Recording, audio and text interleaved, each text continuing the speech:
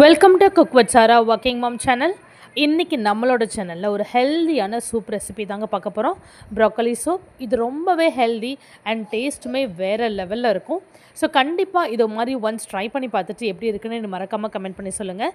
And அதுக்கு முன்னாடி என்னோடய சேனல் நீங்கள் இது வரைக்கும் சப்ஸ்கிரைப் பண்ணல அப்படின்னா மறக்காமல் சப்ஸ்கிரைப் பண்ணிவிட்டு ஃபாலோ பண்ணிக்கோங்க.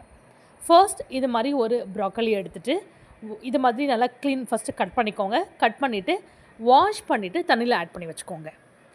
இன்றைக்கி ப்ரோக்கலி சூப் பண்ணுறதுக்கு நான் ஒரு 10 to 15 இந்த ப்ரோக்கலி மீடியம் சைஸில் கட் பண்ணி வச்சுருக்கேன்.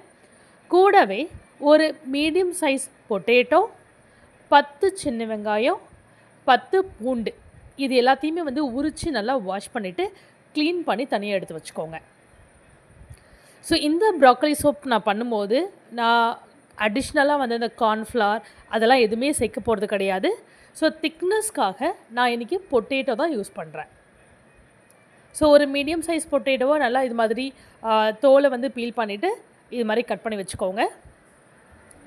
இப்போ குக்கரில் எய்தர் பட்டர் இல்லைனா 1 ஸ்பூன் ஆயில் ஆட் பண்ணிவிட்டு இப்போ நம்ம அரிஞ்சு வச்சுருந்த ப்ரோக்கலி, சின்ன வெங்காயம், உருளைக்கிழங்கு, பூண்டு எல்லாத்தையும் ஆட் பண்ணிவிட்டு ஒரு 1 to 2 மினிட்ஸ்க்கு வதக்கிட்டு தேவையான அளவுக்கு தண்ணி ஆட் பண்ணி குக்கரில் ஒரு 2 விசில் விட்டு விசில் போன உடனே நீங்கள் வெளியில் எடுத்துடலாம். விசில் போன உடனே இப்படி தான் இருக்கும். இப்போது ஒரு மிக்ஸி ஜாரில் எல்லாத்தையும் மாற்றிட்டு நல்லா மையாக அரைச்சிக்கோங்க.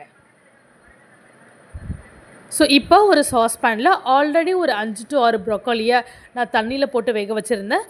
அந்த தண்ணி கூட இப்போ அரைச்சி வச்சுருந்த ப்ரோக்கலி சூப்பை ஆட் பண்ணிவிட்டு மேலாக உங்களுக்கு தேவையான அளவுக்கு பெப்பர், சீரகத்தூள் ஆட் பண்ணிவிட்டு ஒரு கொதி விடுங்க.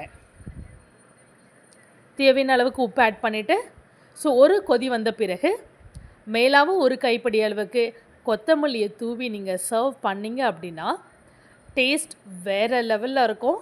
ரொம்பவே ஹெல்தியான ஒரு ரெசிபிங்க. ஸோ வெயிட் லாஸ் யாரெல்லாம் நீங்கள் பிளான் பண்ணுறீங்களோ ஸோ கண்டிப்பாக இது மாதிரியான வெஜ் சூப்ஸ், எனி சூப்ஸ் நீங்கள் உங்கள் ஃபுட்டோடு ஆட் பண்ணிக்கிட்டீங்க அப்படின்னா ரொம்பவே ஹெல்ப்ஃபுல்லாக இருக்கும். ஸோ கண்டிப்பாக ஒன்ஸ் இது மாதிரி நீங்கள் ட்ரை பண்ணிவிட்டு எப்படி இருக்குன்னு மறக்காமல் எனக்கு கமெண்ட் பண்ணி சொல்லுங்கள். அண்ட் இந்த வீடியோ உங்களுக்கு பிடிச்சிருந்தது அப்படின்னா மறக்காமல் like, share and subscribe. Thanks for watching.